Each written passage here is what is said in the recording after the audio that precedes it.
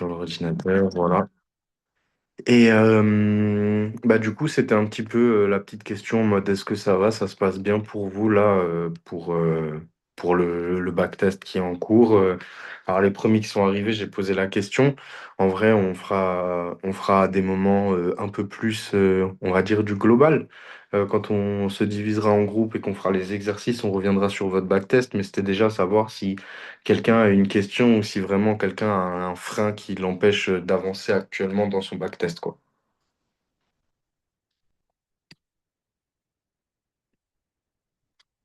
Pas particulièrement, ça avance tout doucement. Ok, bon, Si moi c'est ce j'avais qui... une question, Dis-moi. est-ce que pour les personnes qui débutent, du coup, il n'y a pas un actif qui est plus facile qu'un autre ou non, c'est équivalent? En fait, c'est ce que du coup je disais un petit peu dans le dernier Zoom. En gros, sur le papier, il n'y a pas un actif qui va être maintenant, demain, comme ça, plus facile que les autres. Par contre, ce que tu peux retrouver en vérité derrière, c'est en fait le fait de sélectionner des actifs. Donc, comme en vrai, je crois qu'on en avait parlé juste dans le dernier Zoom où justement je vous disais, moi par exemple, je trade les indices et le gold à 99% du temps, je trade quasiment pas autre chose, et 90% du temps, je les achète parce que je sais que c'est des actifs qui sont faits pour monter, donc les achats sont plus faciles, tu vois. Par exemple, même l'or, tout simplement, si maintenant on se dit en toute vérité, l'or, c'est un actif qui est beaucoup, beaucoup, mais beaucoup plus facile à acheter qu'à vendre. En fait, et même quand vous verrez, on va pas commencer à tout mélanger, mais même quand la structure de fond, elle est vendeuse sur l'or, c'est parfois plus facile de prendre des achats que des ventes. Et du coup, bah, ça, c'est juste la sélection des actifs. Parce que du coup, on est sur un actif, par exemple le gold, qui est fait pour monter et les indices aussi. Donc, il va y avoir cette nature. Après, vous la ressentirez peut-être pas sur le backtest, mais dans la pratique, cette nature de dire, OK, en fait, les actifs que j'échange, je les achète plus que je les vends et ça met les probabilités dans mon camp. Mais encore une fois, il n'y a pas de... En fait, c'est la spécificité de chaque actif. Mais ça revient de logique nature. Vous voyez, par exemple, tous les indices, ils sont faits pour monter. Donc, que vous preniez le German 40, le FR 40, ou les indices américains, ou les indices chinois, peu importe, en fait, ils sont faits pour monter. Donc, ils ont cette nature. Alors que, par exemple, l'euro-dollar, c'est une devise d'échange. Donc, en fonction des banques et en fonction de si c'est une banque plutôt américaine, ou une banque plutôt type française, européenne, ils vont vouloir avoir des taux de change qui ne seront pas forcément les mêmes en fonction du moment de l'année et en fonction des années, tout simplement. Et du coup, bah, par exemple, sur l'euro USD, c'est difficile de faire une estimation sur la cotation de l'euro USD dans 10 ans, par exemple. Alors qu'en vrai, que ce soit l'or ou les indices, on sait que sur 10 ans, il y a plus de 80% de chances que les prix soient supérieurs au prix actuel. Ok, ça marche. Voilà, donc il y a un peu cette nature avec les indices, ça s'achète, genre, ou le gold aussi, même de manière générale. Mais après, comme dit, c'est pas une fin en soi non plus. Ok? Et c'est pas parce qu'ils ont cette nature-là qu'à l'inverse, il faut vraiment. Moi, par exemple, ce que je fais, c'est que des fois, ça m'arrive de vendre le gold et ça m'arrive de vendre les indices. C'est juste que du coup, je fais attention et je fais en sorte d'avoir. Comment je peux dire ça? Je fais en sorte que si je vais vendre, je vais vouloir avoir plus de confirmations. Vous voyez, en gros, genre, je veux que mes confirmations, elles soient solides pour vendre, que vraiment je sois sur un setup A++ et que je regrette pas d'avoir vendu un marché qui monte, entre guillemets. Ok, j'ai compris. Voilà.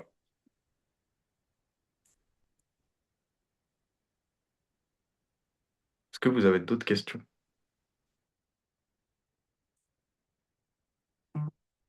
Bon, on va commencer un premier arc nouveau là. Donc maintenant que vous êtes dans la pratique, comme je vous ai dit la dernière fois, vous avez compris, maintenant vous avez commencé à comprendre quelle stratégie on va utiliser.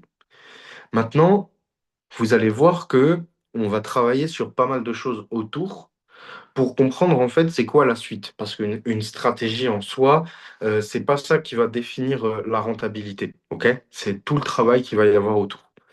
Donc en fait, là aujourd'hui, on va rentrer dans l'arc, le premier cours qu'on pourrait dire sur la psychologie, mais en vérité, c'est plus l'état d'esprit que je veux vous amener à avoir et l'état d'esprit justement que vous compreniez.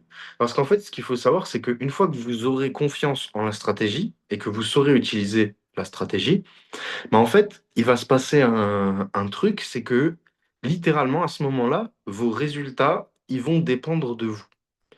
Et à prime abord, ça peut mettre la pression, de se dire, ah ouais, bah, effectivement, etc. Mais derrière, c'est plus de se dire, ben, cérébralement, il va falloir se mettre à jour, je vais développer ça, pour justement être à l'aise avec ce qui va suivre. C'est-à-dire, en gros, le trading, c'est un métier difficile, mais c'est un métier aussi qui lie le personnel. C'est-à-dire que vous allez devoir modifier vos habitudes, vous allez devoir modifier votre état d'esprit pour que ce soit fonctionnel au marché. OK? Je vais vous expliquer par exemple, déjà avec un premier exemple. Et vraiment, sachez que ce que je vous dis, c'est factuel. Ça veut dire en mode plus longtemps ça prend à ce que vous l'acceptiez, plus longtemps vous allez peut-être être dans le déni par rapport à certaines choses. Par exemple, moi j'ai grandi avec une éducation comme ça, pas mal de gens l'ont eu, type en fait c'est le travail dur qui paye. Et en gros, en étant acharné, en n'arrêtant pas de travailler, etc., c'est ça qui va nous amener à la réussite. Il faut savoir que dans le trading, on est dans un secteur d'activité où il y a des croisades, il y a des décorrélations. Et dans votre phase d'apprentissage, séparez bien deux choses, hein. Dans votre phase d'apprentissage, c'est important là de passer du temps, forcément pour arriver au nouveau step plus vite, assimiler les données et apprendre tout simplement. Maintenant, partons du principe que vous êtes acquis et que on enlève la phase d'exercice autour et il y a simplement la phase de pratique. Il faut savoir que le temps que vous allez passer sur les marchés n'a littéralement aucune croisade avec l'argent que vous allez gagner. Je m'explique, vous pouvez littéralement passer une journée devant les marchés de 12 heures à regarder le graphique et finir la journée en perte.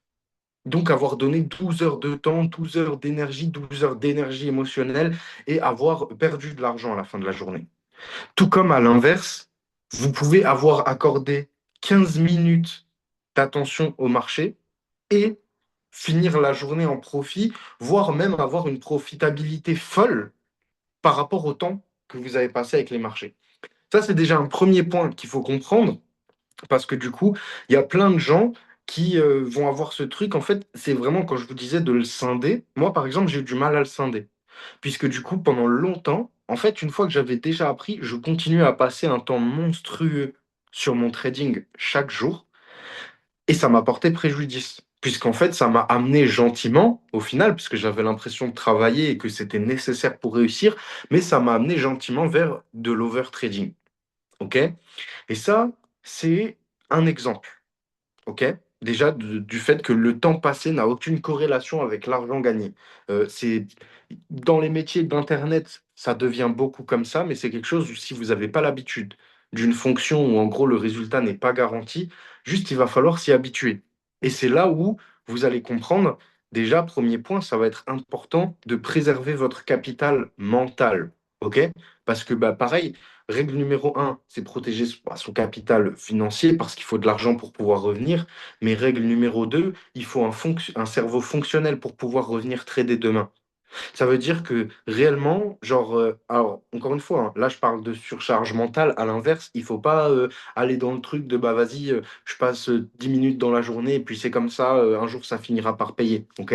Dans le processus d'apprentissage, genre typiquement pendant les 3 mois qu'on va faire ensemble, vous devez d'être à fond. C'est une fois que vous êtes dans un momentum, une fois que vous avez les résultats que vous attendez et que les choses se font, on va dire, un petit peu plus naturellement, que là, vous allez avoir vraiment ce truc de cette impression de lever le pied, mais c'est simplement en fait la préservation de ça ne sert à rien de passer une éternité par jour de temps sur les marchés.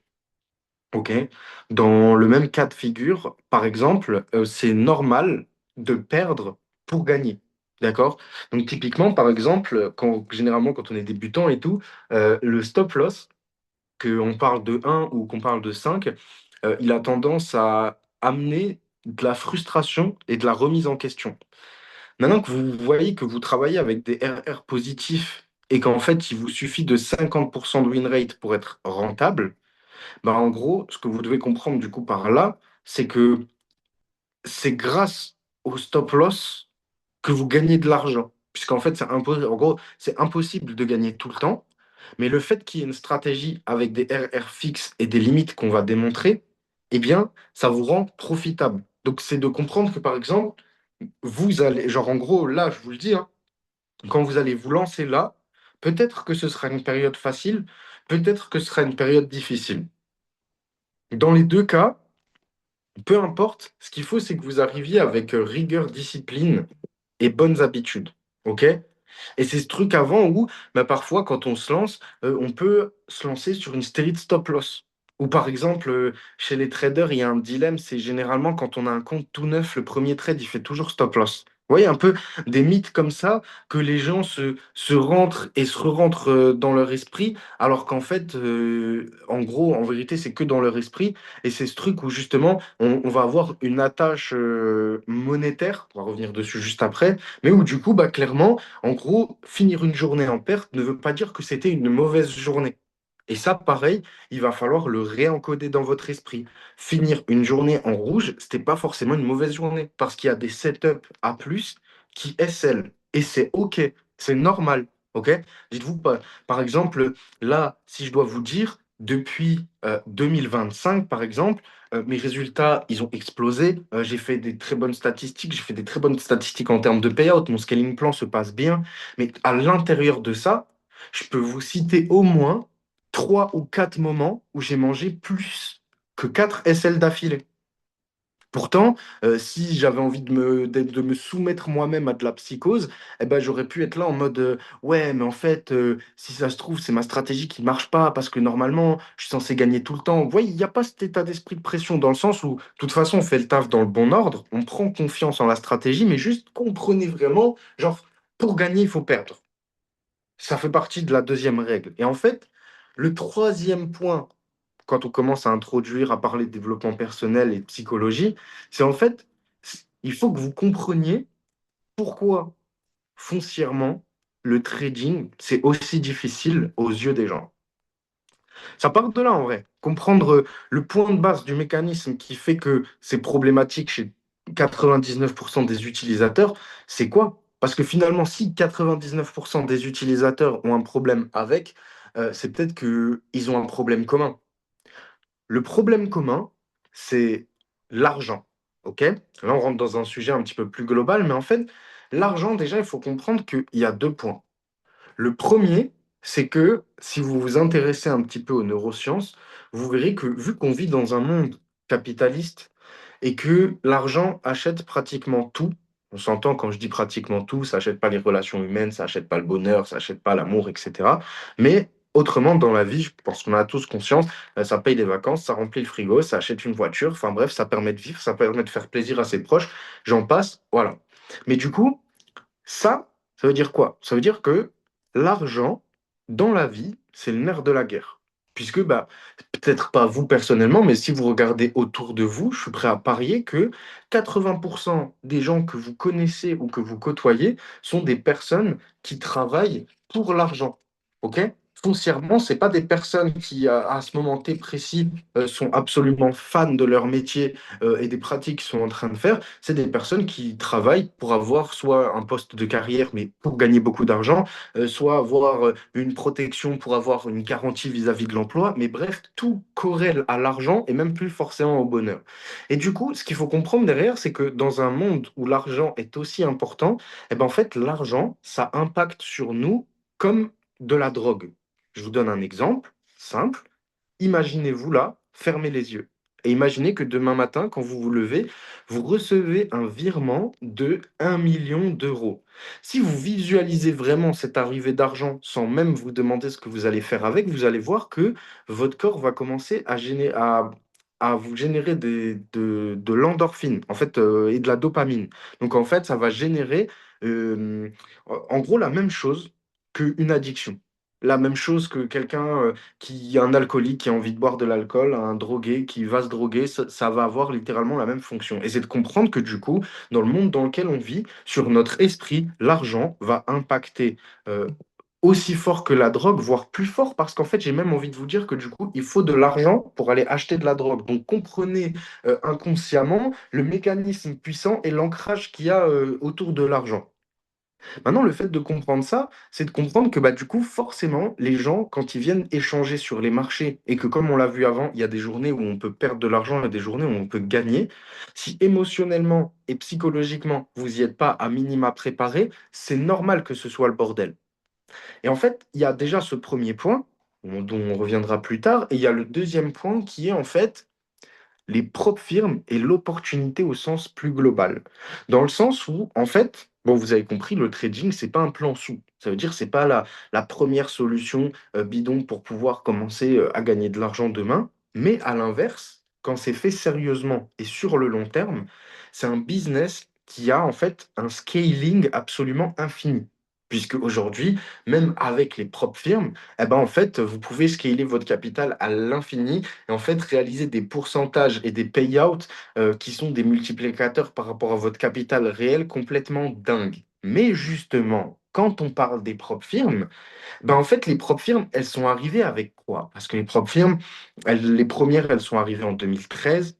Ça a beaucoup évolué. Au début, pour ceux qui connaissent, bon, bah voilà, c'était le CFD. C'est un petit peu dérivé sur les futurs. Il y a eu des réglementations et tout. Mais en vérité, les propres firmes, qu'est-ce que c'est? C'est l'opportunité d'avoir du capital que, genre, vous n'avez pas réellement et de pouvoir trader avec. Maintenant, derrière, la même chose. Toujours, vous allez voir qu'à travers cet accompagnement, on va s'amener justement à la réflexion de réfléchir intelligemment. C'est-à-dire que les propres firmes, ça, c'est pas nos copines. OK? Genre, en vérité, c'est pas des gens qui veulent nous rendre riches, ils vont nous payer parce qu'on va gagner et que ce sera factuel, mais que ce soit sur le papier ou dans la vraie vie, ça sera pas nos amis. Maintenant, du coup, ce qu'il faut noter derrière, c'est que les propres firmes, elles ont bien réfléchi et elles savent. Ok, si vous connaissez un peu ce qui se fait dans le marketing, dans la manipulation de masse et dans tout ce qui peut se faire, vous voyez déjà le virage à gauche. Et en fait, on a rentré dans l'esprit des gens, on a ancré le fait que, bah, en gros, tu es à un compte 100K de changer de vie. Et moi-même, le premier, quand je me suis lancé dans le trading, la première année, on va dire, dans ma tête, j'étais là en mode, le jour où j'arrive à valider un compte à 100K, je gagnerai 10 000 € par mois. Disclaimer, c'est faux. OK? Mais pourquoi? Parce qu'en fait, on a vendu ce truc où effectivement, un compte à 100 000 $, c'est un levier. Mais vous voyez, dans un monde où c'est le nerf de la guerre, par exemple, ben, pour pas mettre de préjugés ou que personne n'ait l'impression de quoi que ce soit, je vais l'expliquer comment moi j'ai eu à ma manière. Imaginez, j'ai 18 ans, je grandis dans une famille normale, je manquais de rien, mais je n'ai pas grandi dans une famille riche. J'ai 18 ans. Le premier job que j'ai fait dans lequel j'ai travaillé 6 mois, c'était pour 1245 € net du SMIC à ce moment-là. Heures sup pas payées et tout ça. Vous imaginez, hein. D'un coup, je découvre le monde du trading. Je sais que 2% par mois, c'est pas énorme. Et d'un coup, on me dit quoi? On me dit, bah, en fait, tu peux avoir un compte à 100K et payout une fois par mois ou une fois tous les 15 jours. Et dans ma tête, c'était la valdingance, en fait. Et du coup, c'est là où vous voyez, on parle de psycho, ça peut être un peu barbant et tout, mais c'est vraiment important. C'est que, bah, par exemple, moi, à ce moment-là, j'ai jamais vu d'argent. Donc, en fait, vous imaginez bien que quand j'ai dû faire 15 000 $ de profit sur le compte pour pouvoir le valider, bah, ça s'est pas passé comme prévu. Et vous imaginez bien qu'à ce moment-là, quand j'ai vu 1000 balles sur un trade, je savais plus quoi faire et je me sentais comme le loup de Wall Street. Alors qu'au final, j'étais au début de la phase 1 d'un challenge. Et c'est là où je vous explique que l'impact monétaire, c'est une folie sur le cerveau humain. C'est pour ça que, par exemple, ceux qui me connaissent depuis un peu plus longtemps, vous savez que pour se lancer en propre firme, je partage un scaling plan avec des propres firmes à 5K. Pourquoi 5K? Parce que déjà, ça permet de commencer avec un budget plus petit, mais en dehors de ça, qu'est-ce que ça permet aussi? Eh ben, en fait, d'échanger avec des montants qu'on a le plus l'habitude au quotidien. Parce que, bah, pareil, 90% des gens qui se sont lancés dans les propres firmes, etc., enfin, on a tous sûrement fait l'erreur, c'est de se dire que bah, si j'arrive à valider un 200K, c'est une dinguerie. Mais en fait, le problème, c'est qu'au final, 90% des gens, au moment où ils se retrouvent avec un 200K et qu'ils doivent trader avec, ça devient un poids. Pourquoi? Parce que les 30 000 qu'ils doivent faire pour valider ce compte-là, eh ben, psychologiquement, ils sont pas prêts à les faire dans un certain temps. Ou alors, le fait de gagner, ça va générer une euphorie folle, et le fait de perdre, ça va générer une frustration folle. Tout comme, bah, en fait, quand moi, je suis là en mode, à ce moment-là, je gagne 1245 euros net d'impôts par mois, et je me retrouve sur un compte à 100K, je prends, même si c'est un challenge, hein, je prends un premier trade, je perds 1000 balles. Et je suis là en mode, waouh, j'ai 18 ans. Mais pour dire, vous voyez, c'est l'impact psychologique et la personne qu'on est va avoir énormément d'impact sur les résultats que vous allez avoir. Malgré que je vous accompagne, malgré que je vous donne tous les conseils et tout, mais en fait, c'est la personne que vous êtes qui va déterminer les limites. Moi, pourquoi je suis en train de vous parler de ça, c'est que le but de ces limites va, ce qu'on va appeler des plafonds de verre, eh ben, en fait, on va les casser pour justement que vous puissiez avoir cette aisance dans le sens où, par exemple, regardez, en fait, du coup, dans le trading, c'est de comprendre que c'est ça les statistiques. Par exemple, aujourd'hui, je suis sur une moyenne où, en gros, sur une bonne journée, je peux faire facilement 3 000 euros. OK? Sauf qu'en fait, si on se disait ça sur un truc normal, bah, un humain normal, n'importe qui, me dirait, ouais, tu fais quasiment 60 000 balles par mois. Sauf que dans la vérité, c'est pas ça. C'est probablement même pas la moitié. Pourquoi? Parce qu'il y a la moyenne de mes échanges. Et donc, c'est ce truc où, en fait, comprenez vraiment qu'à la base, on a un point de vue extérieur du trading, ou souvent même quand on est extérieur, parce que on a grandi dans une société. Je vais dériver un peu, mais c'est pour que vous compreniez. Par exemple, regardez, aux États-Unis, un Américain sur deux investit en bourse. En France, c'est moins de 20% des Français qui détiennent des actions en bourse. Vous voyez, par exemple, l'écart est simplement que chez nous, la bourse n'était pas dans la culture. Donc l'éducation financière l'était moins. Et, enfin, je dis chez nous, ouais, je vous sentirez concerné ou pas, mais en tout cas, je partage mon sentiment personnel et comment j'ai vu en France.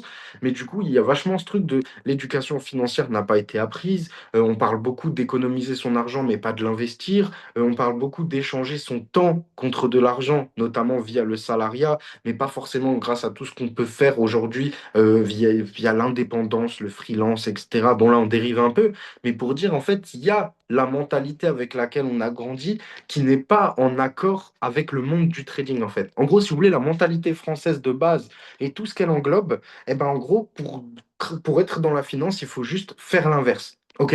C'est de comprendre que, par exemple, en France, l'investissement est très peu recommandé. En vérité, demain, si vous voulez vous développer correctement, il faut investir beaucoup. OK? Par exemple, c'est pas que typiquement en France, tout le monde dit ouais, il faut laisser son argent à la banque, économiser, attendre le prochain truc, etc. Alors oui, avoir un compte épargne avec de l'argent épargné et tout ça pour avoir de la sécurité et tout, c'est bien. Avoir tout son patrimoine qui est en train de reposer sur le compte bancaire, c'est prendre 10 ou 15% d'inflation par an sans rien faire. Et pourtant, c'est les habitudes qu'ont les Français. Vous voyez, en France, l'entrepreneuriat est très mal vu. Donc, 90% des gens échangent leur temps contre de l'argent via justement bah, de CDI, le travail et tout. Mais pourquoi? C'est parce qu'en fait, c'est des habitudes. Et du coup, c'est un environnement dans lequel on vit. Genre, peut-être que là, ça vous parle, peut-être que là, ça vous parle pas, mais en gros, il faut vraiment que vous preniez conscience de ça. Pour vous dire qu'en gros, ça va demander un petit jeu de jambes d'esprit et de remarquer un peu les trucs. Genre, je vais vous donner un exemple. Par exemple, moi, généralement, ce que j'ai fait en gros, on s'en fout, mais pour que vous compreniez, dans mon parcours, en fait, c'est pour vous dire tellement loin on est matrixé, hein. J'ai fait un truc, c'est qu'en gros, pendant longtemps, je l'ai fait.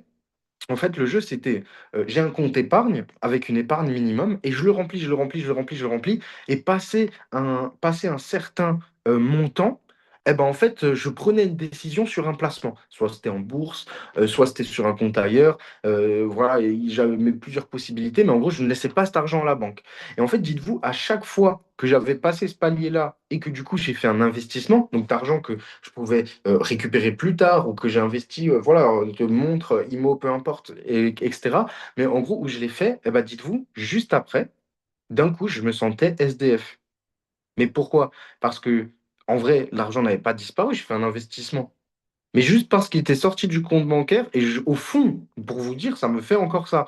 Genre, d'un coup, j'ai l'impression d'être SDF, j'ai un sentiment de panique, de nécessité de faire de l'argent qui apparaît, alors que je suis là en mode, j'ai pas perdu d'argent. Juste parce que le cerveau, tellement il est dans l'ancrage d'avoir l'argent sur son compte bancaire, de pouvoir le voir et de se dire, ah, il est là, et le truc, nanana, tout ça, c'est ancré à la base dans la réflexion, dans la mentalité française. Et c'est plus ce truc de, il faut le jeu de jambes psychologique pour. Parce qu'au final, en fait, en gros, on dit trader ou tradeuse, mais j'ai même envie de pousser le truc plus loin, parce que c'est être entrepreneur et entrepreneuse. Vous voyez, en fait, dites-vous que genre, un trade, littéralement, la définition en anglais, c'est du commerce. C'est un échange. C'est comme si, par exemple, je vous donne un exemple, aujourd'hui j'ai acheté l'or, bah, en vérité, c'est comme si j'étais. On est d'accord, c'est via du CFD, de l'analyse technique et tout, mais en gros, à la fin, c'est comme si j'étais allé voir quelqu'un, je lui avais acheté de l'or à un prix et je l'avais revendu à quelqu'un d'autre dans la foulée, plus cher, à un meilleur prix. Donc, en fait, je fais du commerce. Et du coup, la réflexion, elle est derrière, plus loin. C'est de se dire, OK, on est trader, tradeuse. Mais c'est aussi quoi? On est entrepreneur et entrepreneuse. Et du coup, c'est ce jeu de jambes, un petit peu, je vais dire, tout ce qui va autour, tout ce qu'il faut pousser, qui peut être parfois difficile. Vous voyez? C'est comme, je pousse un petit peu, mais par exemple, là, on est une équipe. Mais dans le trading, au long terme, en fait, vous allez être face à vous-même. OK? Et du coup, ce qu'il faut comprendre, c'est que, bah, effectivement, ça dépend des gens, mais c'est quand même difficile, qu'on soit chez soi, qu'on ait un bureau et tout, mais quand on est indépendant, construire des bonnes habitudes et une bonne routine, c'est difficile. Parce qu'en fait, on n'a personne au-dessus de nous pour nous dire là, t'en as fait assez, là, t'en fais trop, là, c'est ça. Il n'y a pas vous voyez, il n'y a pas le livre magique de l'entrepreneur parfait, de la personne qui réussit, etc. Mais vous savez quoi? Enfin, c'est pareil dans les relations, c'est pareil pour les parents et tout. Mais pour dire, en gros, c'est pas écrit sur le papier comment faire pour devenir la personne parfaite. Voyez? Donc vous n'allez pas pouvoir l'être. Mais la routine que vous allez construire et les habitudes que vous allez prendre, eh ben, en fait, elles vont tout déterminer par la suite. Genre, typiquement, si là, pendant l'examen, vous prenez justement le jeu de jambes, de faire les exercices, le taf à côté, de vous créer une routine, un espèce d'environnement du trading, c'est-à-dire de se dire, bah tiens, sur tel créneau, je travaille. Bon, le soir, on a les zooms, l'après-midi, c'est pour trader. Vous voyez un peu ce truc-là qui fait que vous construisez une routine, vous construisez des habitudes et en fait, vous créez des repères. OK? Vous mettez des vrais repères dans votre environnement d'entrepreneur, d'entrepreneuse. Et c'est la même chose. Si par exemple, genre, admettons, là, même en ayant des bonnes informations, si votre routine, elle change pas, admettons, et que dans votre tête, vous dites, ouais, je me mettrai un petit peu plus tard au travail, etc., je ferai ci, je ferai ça, nanana. Mais vous venez au Zoom et vous vous dites, ouais, le plus important, c'est de faire les Zooms quand je saurai, je ferai et tout, nanana. Bah, je peux vous dire, ça va être encore plus dur. Le moment où il n'y aura plus les Zooms à côté et que vous allez devoir vous retrouver dans l'indépendance si vous n'avez pas d'habitude, que quand on prend les habitudes directement. Et c'est la même chose. C'est le pouvoir des habitudes. Il y a les habitudes gagnantes et il y a les habitudes perdantes. Vous verrez que dans le prochain Zoom qu'on va faire jeudi, je vais vous expliquer pourquoi on travaille avec des RR de 2 et pourquoi vous prendrez maximum 2 trades par jour.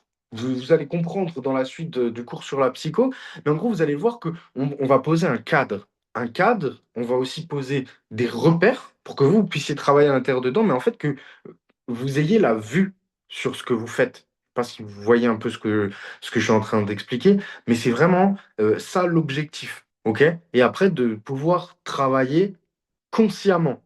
OK? Et ce truc de, derrière, si vous forgez maintenant des bonnes habitudes en ayant justement le bon état d'esprit, ça va vous faire un cadeau. Parce que si vous êtes dans une bonne routine, c'est pas compliqué de garder une bonne routine qui est déjà installée. Par contre, si vous êtes dans une routine de merde, c'est compliqué de réinstaller une bonne routine. Et par exemple, alors là maintenant, ça s'adresse peut-être plus aux personnes qui ont déjà un peu d'expérience que ceux qui vont vraiment débuter là. Mais par exemple, vous voyez, si jusqu'à présent, vous aviez normalisé ou vous étiez habitué à exploser vos comptes de trading ou qu'en fait, dans votre inconscient, vous avez normalisé le fait d'être en perte en trading, et ben en fait, c'est un chemin neurologique qu'on va devoir retravailler, que vous allez devoir retravailler pour votre propre développement. OK? Et là, du coup, dans ce cours d'introduction, c'est un peu vous faire comprendre, si j'ai réussi à le faire, en fait, quel est l'enjeu de la psychologie, de ce qu'on pourrait appeler le mindset en trading. C'est qu'en fait, bah, vous êtes votre propre patron. Ça veut dire, je vous dis la vérité, demain, même si vous avez votre compte Funded, eh ben, en fait, si vous voulez d'un coup, de pleine frustration, d'émotion, de crise, de ce que vous voulez prendre votre compte de trading et envoyer des lots de barbares pour l'exploser littéralement parce que vous n'en pouvez plus, eh ben, en fait, il n'y aura personne pour vous empêcher de le faire. Tout comme on va définir des limites, on a dit 2 trades par jour. Mais typiquement, si vous n'êtes pas capable de vous arrêter après ça, il n'y a personne qui va pouvoir le faire. Et ce qu'on parle autour de ça, les règles, vraiment, faut que vous les respectiez. Faut que vous fassiez ce job avec vous-même. Après, comme dit, peut-être qu'il y a certaines personnes, c'est de la confiance, par exemple, mais à un moment, dans tous les cas, vous allez comprendre que justement, dans ce taco, le but, c'est de vous pousser vers le haut. Et que là, si je suis autant en train d'insister et de vous dire, bah, si vous voulez vraiment trust dans le trading, va falloir faire une mise à jour dans l'esprit réelle. Et typiquement, j'ai envie de vous dire, toutes les personnes que j'ai vues en mode game changer de malade, eh ben en fait, dans leur trading, c'est pas uniquement la stratégie qu'ils ont apprise, c'est vraiment l'état d'esprit qu'ils ont accepté de swipe. Ok? L'état d'esprit de se dire, ok, je suis peut-être pas comme ça naturellement, mais je peux changer voyez, il y en a plein aussi, je coupe vite, enfin, je continue du coup dans le flux du truc, mais il y en a plein qui disent, ouais, le trading, c'est pas pour tout le monde. Ou les gens, ils disent, ouais, moi, je suis comme je suis, moi, c'est pas comme ça. Bah, moi, je pense que c'est des gens, c'est du bullshit. Typiquement, les gens qui disent, ouais, non, c'est pas pour moi, c'est juste des gens qui ont décidé de prendre la solution de facilité et de dire, bah, en fait, je suis absolument trop gamin dans ma tête ou trop égoïste pour faire ce travail sur moi-même qui va me permettre de prendre le contrôle sur la situation. Donc, je préfère dire, c'est pas pour moi. Alors qu'en fait, à la fin, je veux dire, dans ce cas-là, on parle d'argent. On vit dans un monde capitaliste, c'est le nerf de la guerre. Personne ne peut dire qu'il n'est pas censé être capable de ne pas gérer de l'argent. Enfin, bref, je m'étale un peu, mais vous voyez ce que je veux dire? Et du coup, bah, à l'intérieur de ça, il faut prendre le bon esprit. Il faut prendre le bon mindset. Ok, vraiment, genre, c'est trop, trop, trop, trop, trop, trop, trop, trop, trop déterminant. Vous allez voir par la suite, c'est au quotidien. Par exemple, c'est comme le truc de la discipline vs la motivation. Là, par exemple, vous êtes probablement motivé parce qu'en fait, on a commencé quelque chose de nouveau. Donc, il y a la hype, il y a notre corps qui génère de la dopamine. Mais croyez-moi, vous ne serez pas motivé à faire du trading pendant 10 ans. Et même moi, pour vous dire, genre, je suis, je pense, hein, de toutes les personnes que vous avez pu croiser, la personne la plus passionnée de ce métier. Genre vraiment, c'est ma passion numéro 1 dans la vie. J'adore l'entrepreneuriat, mais ma passion, c'est le trading. OK? Euh, pour vous dire, genre en mode, même moi, comment je vais dire ça sans m'erroner?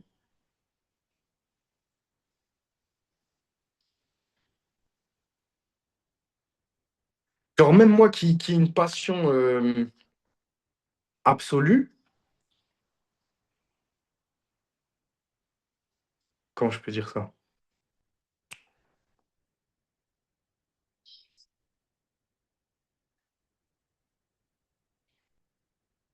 Putain. Bon, c'est pas grave. J'ai déployé tellement de trucs en même temps que je me suis perdu dans mon explication. Mais, euh, mais c'est pas grave. De toute façon, la psychologie, on en reparlera à plusieurs reprises. Mais en gros, même moi qui suis passionné numéro 1 et tout, genre, il y a... Ah oui, voilà, c'est ça. Même moi qui suis le plus grand passionné que je pense que vous ayez rencontré en trading, hein, qu'on parle de confiance ou pas, genre vraiment, c'est ma passion numéro 1. Bah, dites-vous que j'ai pas... comment dire? C'est une folie. Je suis désolé, je me suis reperdu. Mais...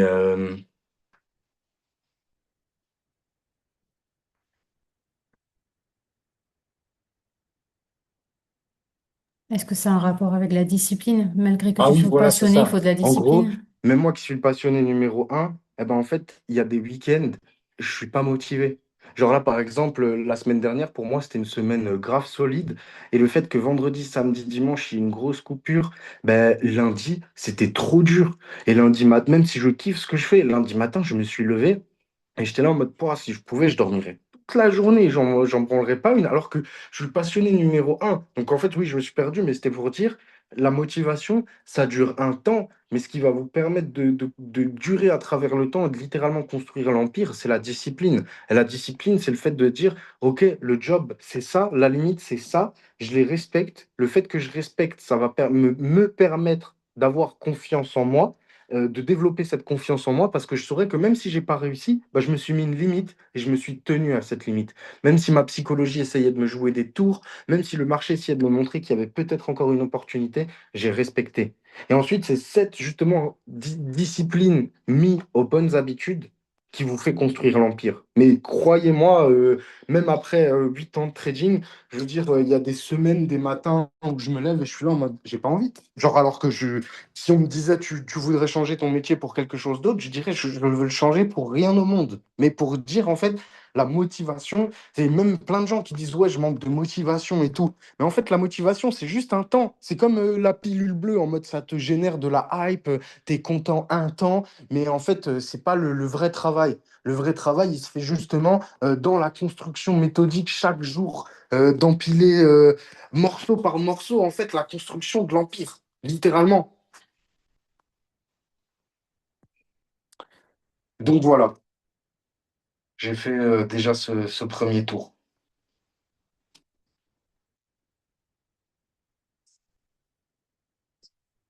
Est-ce que vous avez des questions? Est-ce que vous avez des recommandations? Est-ce que vous avez un avis à donner sur ce qu'on a vu déjà là?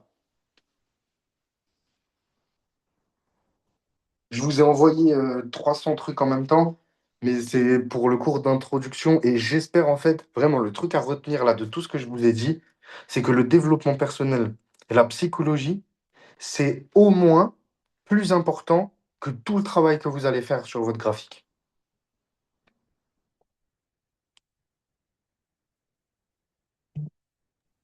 Ok. Ok? Ok, ok. Bon. Bon, du coup, comme j'ai un petit peu débité, moi, j'ai fait à peu près le tour du point 1. Même, je ne veux pas vous envoyer 200 milliards de choses en même temps. Déjà, si vous avez compris l'importance de ça, c'est un premier bon point. OK? Et du coup, mais là, vous allez voir, on va développer tout ça autour du fait que vous allez prendre confiance au fur et à mesure de votre backtest.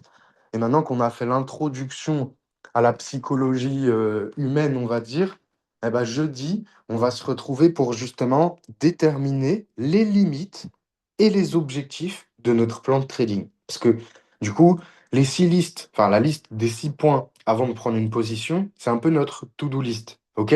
C'est qu'est-ce que je dois faire pour rentrer en position. Bah maintenant, pour que vous allez pouvoir enlever complètement le hasard de ce plan d'exécution, vous allez voir, on va déterminer des temps, on va déterminer une limite et un objectif. Comme ça, même vous, à l'intérieur de ce cadre, vous saurez que vous pourrez travailler complètement sainement, sereinement. OK? Ouais. Ok. Ok. Des questions? Non, Non. c'est clair, hein. Non. Mais c'est un peu notre problème à tous, je pense, hein. Ah, bah, de toute façon, vous allez voir que c'est ce que je vous ai dit. En fait, avant de vraiment être dans la pratique libre et qu'on soit dans les sujets phares, vous avez vu, il y a un gros boulot au début sur la théorie. Là, on a aussi un gros boulot sur justement un petit peu le cerveau et le comprendre aussi, parce que en fonction du parcours de chacun, tout le monde n'a pas forcément eu la chance de savoir les processus qui se passent en fait dans notre cerveau pour que ce soit plutôt comme ça ou plutôt comme ça en fonction d'une situation. C'est aussi d'apprendre à se connaître pour pouvoir prendre le contrôle. Donc voilà, c'est un petit peu ces points où forcément c'est lié à tout le monde, mais vous allez voir qu'on va y passer du temps. Une fois qu'on l'aura passé, et si vous vous prenez vraiment au jeu, bah en fait, vous allez vraiment pouvoir, comment je peux dire ça, voir l'envers du décor, rentrer dans un nouveau gameplay, quelque chose de plus solide, même quelque chose de plus agréable, parce qu'en fait, tout le cadre, il sera posé. Et donc, comme dit là, jeudi, on va poser les limites. Et ce week-end, on fera sûrement, genre, je vais faire 2 zooms, on divisera le groupe en deux, et comme ça, on fera un petit checkpoint de chacun, où tout le monde aura le temps de passer sur les backtests, comment ça se passe, l'exécution, les résultats du backtest jusqu'à présent, etc. Donc voilà. Comme ça, vous avez le planning de cette semaine. Et puis sinon, ben, voilà, hein. Restez motivés, continuez à travailler. N'hésitez pas à compter sur l'entraide du groupe. Quand je vois que vous vous entraidez la journée, ça me fait grandement plaisir. Et vous verrez qu'à travers le temps, c'est une force. Et puis, bah, écoutez, si vous n'avez pas d'autres questions, en vrai, on a déjà vu un bon morceau là. Bon, j'ai pas mal pitché, mais en soi, c'est à vous laisser gamberger là-dessus maintenant. La nuit porte conseil, comme on dit. Et puis, ben, on se retrouve jeudi ou dans le groupe alors. Marjorie, merci. Merci beaucoup et puis bonne soirée à Merci. tous alors. Avec grand plaisir. Bonne soirée tout le monde. Ciao, ciao. Bye. Bonne soirée. Ciao.